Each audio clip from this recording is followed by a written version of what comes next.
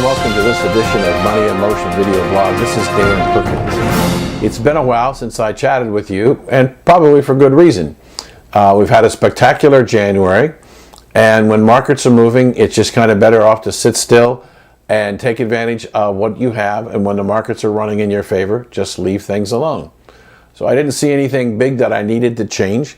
By the same token, I was reluctant to deploy new cash or existing cash because I didn't see significant opportunities. We're probably due for a correction, and when that correction comes, I'll start deploying some more of the cash to try and generate some more both growth and income. What I do want to talk to you about today is what happened at the end of last year, the fourth quarter of 2012, and why our portfolios by and large did extremely well versus the market in the first month of 2013. The answer to that question, I believe, is fairly simple. We had a situation where the market decided last fall that the uncertainty of what the tax rate was going to be, they decided they didn't want to own assets that were going to be taxed as ordinary income.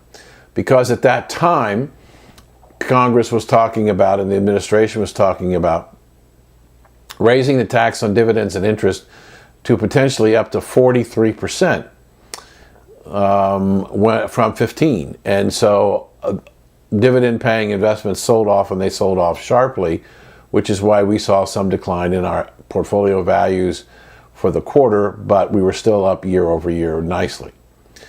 When Congress finally decided that they were going to increase the taxes on dividends from 15 to 20% for individuals and households making more than $400,000 to $450,000, then the vast majority of Americans who own dividend stocks are going to see that their dividends are going to be taxed at 15%. And so all of a sudden, what nobody wanted in the fourth quarter because it was going to be taxed too high, everybody wanted to buy back and own in January because with interest rates in the short end still very low, high-yielding investments, royalty trust, master limited partnerships, and REITs became very attractive investments again because of their yield. That's why we bought them in the first place. That's why our philosophy of investing, being paid while you wait, worked in our favor. Now, there is one change that's taken place that has me a little bit concerned, but we are protected, and that is the rise in long-term interest rates. We've gone from July 24th of last summer to a low in the 30-year Treasury of about 240 to 245 to just recently a high of 322. Now that's less than 0.75%, but at 322 it has broken through some significant resistance levels, and there are some pundits who think that long-term interest rates measured by the Treasury can in fact go up to about 4.75 within the next 12 to 18 months. I don't know whether they're true or not, but I do know that they moved almost 0.75% in a little over 6 months. We have a position, a ETF called TBT, and it is the long-term Treasury bond index with a short position. As a result of owning that from the market bottom or the low in interest rates last July to just recently, we're up about 25% on that position. And that's with less than 0.75% move in interest rates. If the pundits are anywhere near right, and over the next 12 to 18 months, we're in the 4.5 to 4.75 range, this position is going to be worth a lot of money. It's also helping us protect our fixed income portfolio by giving us a hedge, which is why we put it on. So we have TBT. I do think that the equity markets are probably a little bit overbought. 14,000 is a new high on the Dow. I think it's fascinating me to watch the reporters report this movement of the S&P and the Dow and the NASDAQ.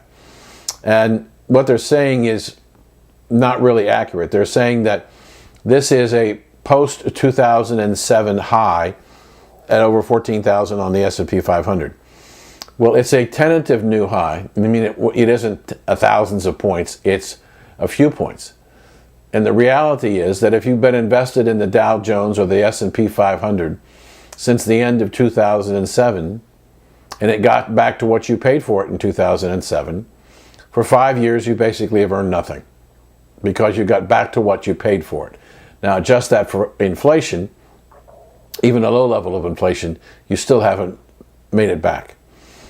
So we have to be careful sometimes when the press tries to make us feel really good about what's happened, when in fact the reality is, for a lot of people, they still haven't recovered from the crash of 2008 and 9. I expect the market to sell off probably 10 to 15%. I can't tell you when. Just like I did last year, I couldn't tell you when it was going to go down, but I believe that it was, and it did, and it recovered strongly. I don't know that it's going to recover strongly again, because the fourth quarter GDP number of minus 0.1%, while shocking to me, obviously didn't seem to bother the mainstream press.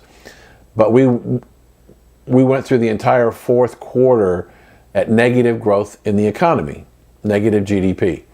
Now, the economic rule is that if you have 2 consecutive quarters of negative growth in GDP, you have a recession. So we now have the fourth quarter of 2012. What will the first quarter of 2013 behold?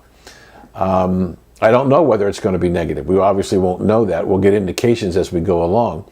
But what's clear to me is that the payroll tax, the additional 2%, which is taking about $100 a month on average out of every household that pays taxes in the United States. Then we have Obamacare taxes that are going to start to kick in. And as a result is there's going to be less money to spend on growth and investing. And so it's possible that we may be in a recession. We won't know for sure probably until April or May, once the final numbers are come in. But watch the GDP number. If the economy isn't recovering, we could be in for serious trouble again. And that would have some impact on longer term interest rates. But right now, I think that the trend and the momentum is towards higher interest rates. So that's enough for you to digest at the moment. Thanks for watching. Should you have questions, please feel free to give me a call or send me an email. And if you know anybody who could use some help, please feel free to give them my name, my phone number, and an email, and I'd be happy to talk to them. This is Dan Perkins. Thanks for watching.